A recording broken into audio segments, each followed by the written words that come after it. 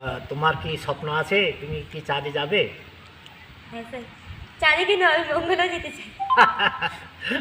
খুব খুব উৎসাহিত আমসগো বা সোনা সিনি সংদেরিসা নিউজটা এন্টারটেনমেন্ট চ্যানেল सिं तिनी और ताकारजलानि जहर नवोदय विद्यालय फैसंजाक अमसिनी सिपाहीजला डिस्ट्रिक्टनि कायसा नवोदय स्कुल सिं साइमानखा अक्टमाते सिं साइमानखा औरनि छात्र खरकसा इसरोनि सेमिनार थांनायनि बागै चान्स मानखा अहमदाबाद बरक 11 तारिखआव थांनायनि जों खोनावो अमाहाय कायसा इसरो माने जों साइमाना आबो स्पेसनि जे सामुं तांमानि जागा आबो तालो थांनायनि बा मंगल थांनायनि आबाय सामुं खायमानि सेन्टार अछराय खरकसा क्लास 10 परितंग दङ बिनि जों साइमानखा बिनि बुमुं स्निदालता गुस गुलागातिनि साइमाना हरिया अमाहाय कायसा कतरमान जागा चान्स मानैना आबो बलायना कपाल नाङो अमाहाय जागा थाङि सैगासिनो खरकसा हरिया जों बरक बाय हक सालायनेनो जे पिगनै बाय बोताम के चान्स मानखा बाहाय के मानखा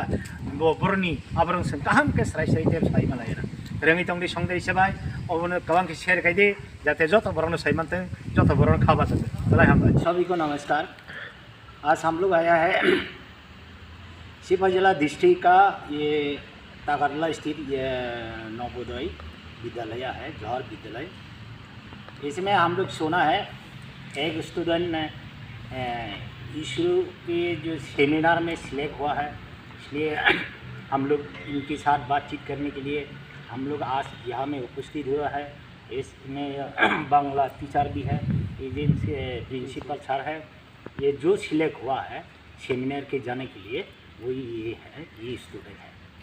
आज इसके साथ बात करके स्वागत है आपको संदेरिशा न्यूज़ चैनल में। आपका नाम बोलिए पहले। मेरा नाम स्निग्धलता घोष है। मैं घोष?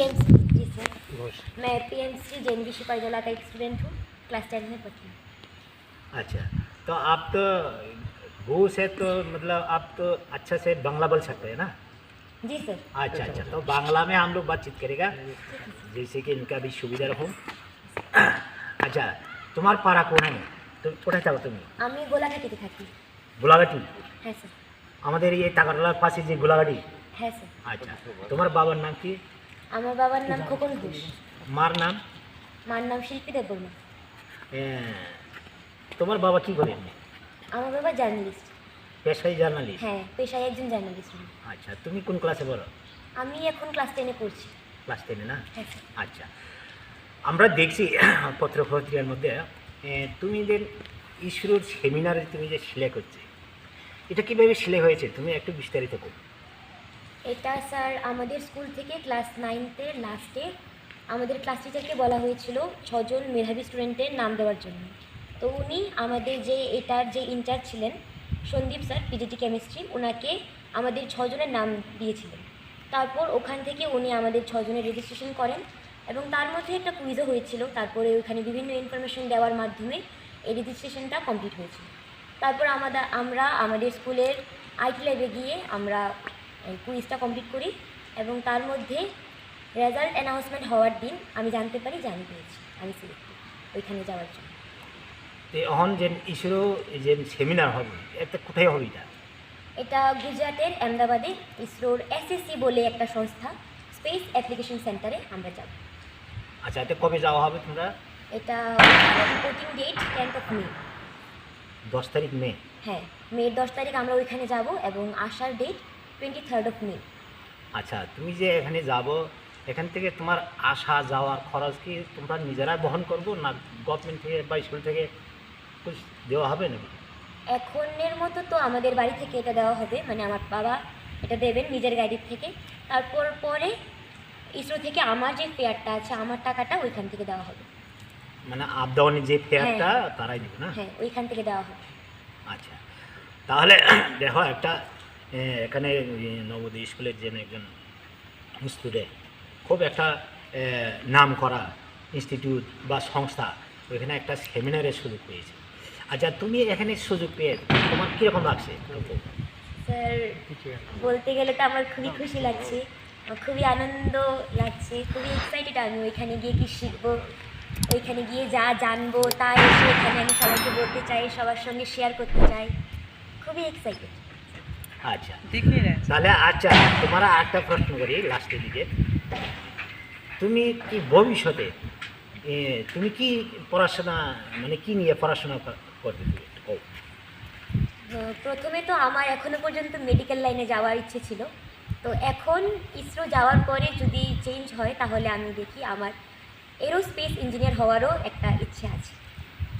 আচ্ছা তা তোমার কি স্বপ্ন আছে, তুমি কি চাঁদে যাবে?